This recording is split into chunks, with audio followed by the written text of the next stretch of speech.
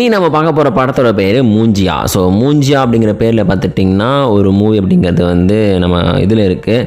So இந்த படத்தோட story என்ன அப்படின்னு பார்த்தீங்கன்னா, ஆக்சுவலி வந்து ஒரு பையன் என்ன பண்ணுவான்னு பார்த்துட்டிங்கன்னா, அவன் வந்து ஒரு பொண்ணை வந்து லவ் பண்ணுவான். பட் இருந்தாலும் பார்த்துட்டிங்கன்னா அந்த பொண்ணு வந்து இவனோட வயசில் மூத்தவ. அதனால் பார்த்துக்கிட்டிங்கன்னா எப்படியாவது வந்து அவளை கல்யாணம் பண்ணிக்கணும் அப்படிங்கிற ஆசையில் வந்து இந்த அவங்க வந்து பிராமின்ஸ்லாம் இருப்பாங்க. அவங்களுக்கு பார்த்துட்டிங்கன்னா தலையை மொட்டை அடித்து அவங்களுக்கு வந்து ஒரு சில ரிச்சுவல்ஸ்லாம் பண்ணுவாங்க.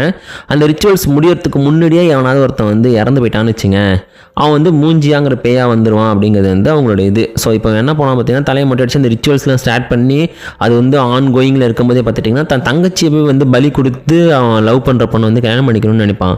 அந்த டைமில் பார்த்துட்டிங்கன்னா அந்த பொண்ணு வந்து உண்மை தெரிய வந்துடும். அதனால் பார்த்துட்டிங்கன்னா அந்த பையன் வந்து செத்து போயிடுவான். செத்து போன பையனை வந்து பார்த்திங்கன்னா அங்கேயே வந்து பூட்டி வச்சுருப்பாங்க. அப்படி பூட்டி வச்ச இடத்துலேருந்து பார்த்திங்கன்னா அவன் வந்து எப்படி எஸ்கேப் ஆகி நம்ம ஹீரோவோட ட்ராவல் பண்ணுறான் அப்படிங்கிறத அந்த படத்தோட கதையாக இருக்கும். ரொம்ப ஒஸ்ட்டான ஒரு மூவின்னு சொல்ல முடியாது, ரொம்ப பெஸ்ட்டான மூவின்னு சொல்ல முடியாது, ஓரளவுக்கு ஆவரேஜாக இருக்கும். தமிழ் டப்பிங்கில் கூட பார்த்திங்கன்னா இந்த மூவி அப்படிங்கிறது வந்து இருக்கும். வேறு லெவலான ஒரு மூவி. கண்டிப்பாக வந்து எல்லோரும் மஸ்ட் வாட்ச் பண்ண வேண்டிய ஒரு மூவின்னு நான் இதை சொல்லுவேன். ஸோ நீங்கள் இந்த படத்தை பார்த்துருக்கீங்களா? உங்களோட ஒப்பீனியன் என்ன அப்படிங்கிறத வந்து கமெண்ட்டில் சொல்லுங்கள். இந்த மாதிரி இன்ட்ரெஸ்டிங்கான வீடியோஸை பார்க்கறதுக்கு நம்ம சேனலையும் மறக்காமல் சப்ஸ்கிரைப் பண்ணிக்கோங்க.